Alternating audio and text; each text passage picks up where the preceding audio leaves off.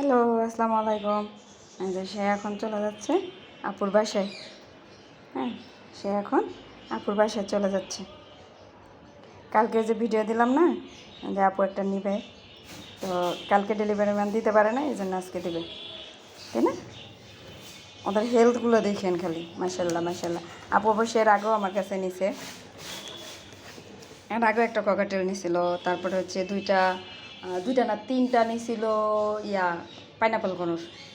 ওই যে শাকচন্নির আম্মু।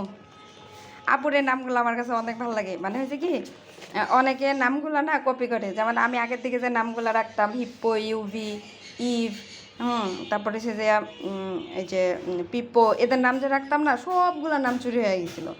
মানে এক একজনের দাদা ভিডিও গ্রুপে দিতাম, সবাই আমরা কেন সবাই নিয়ে যেত, মানে যে যার মতন করে নাম রাখতো। তো বলারও তো কিছু ছিল না, যে কি আর করার। তো তখন মিলে আপু আমার করতেছিল, এখন থেকে আমরা নাম রাখবো তরকারির। মিলে আপু নাম রাখতো কি মূলা, আলু, টমেটো, হ্যাঁ এটা সেটা এগুলোর নাম রাখতো।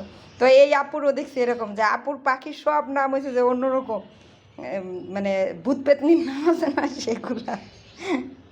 আপুর শাকচুন্নি নিয়ে আসছিল আমাদের বাসায়, আগের পেজে অনেক ভিডিও ছিল। তো ওই আপুর বাসায় যাবে, আপু পাখিরা অনেক যত্ন করে, আপুর বাচ্চারা অনেক যত্ন করে।